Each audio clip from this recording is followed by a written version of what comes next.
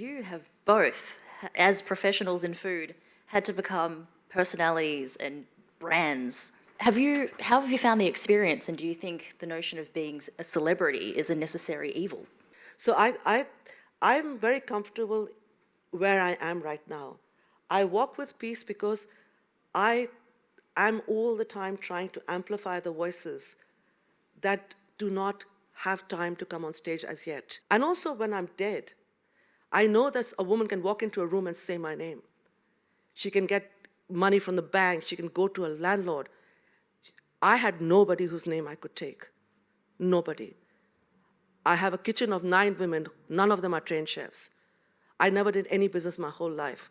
I am, at this moment, at the level of restaurant I am, the only all-female Indian kitchen in the world.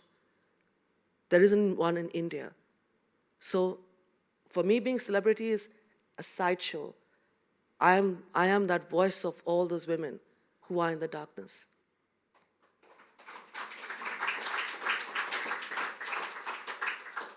And William? Sorry, can you remind me of the question? No, I do remember. I was just kidding. I was just feeling so uncomfortable with my white privilege. Sorry. Television is very useful because it's a shop window, okay? It's a commercial vehicle. I've been doing MasterChef for about 20 years. So television is very useful as a commercial weapon. You ask whether it's a necessary evil. I don't find it evil. It's quite fun.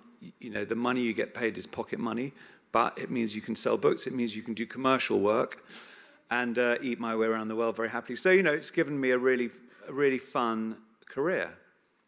And I'm privileged to write about food because food is about everything, as Asma's saying. You know, it's about food and culture and love and poverty and all the rest of it. And that's something I address in my books. But I wouldn't say it was an evil. I'd say it's a useful entity if you can have it.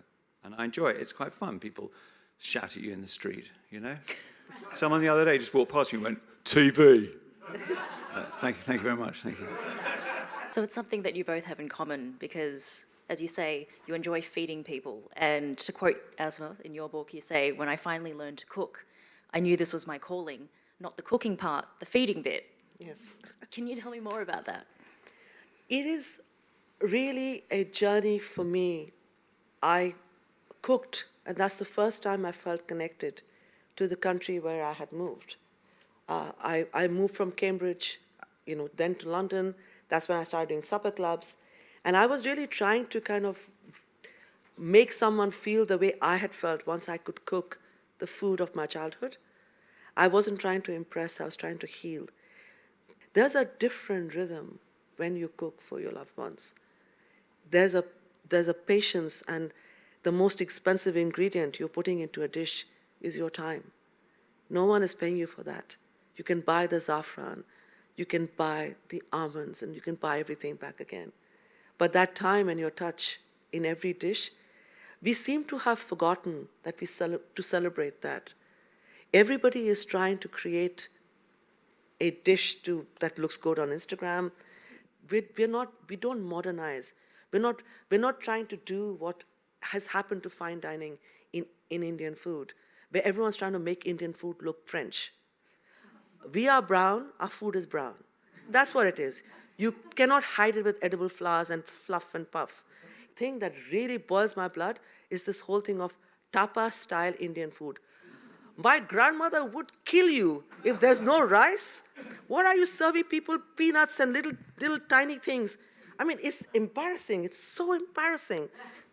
It's funny. One of the terrible things and most beautiful things about food is the sort of bastardization of food. I mean, I'm actually a kind of fan of the misappropriation, the cultural misappropriation of dishes, because what it does is that's how the food story develops. And I know it can be irritating when someone does a sort of tapas style of Indian, but these things have been happening for centuries. I mean, people take a food tradition, they regurgitate it and spit it out, and then it becomes something new. Chicken tikka masala was not an Indian dish. It's now exported in probably ready meal form to the streets of Delhi. So extraordinary things, happen.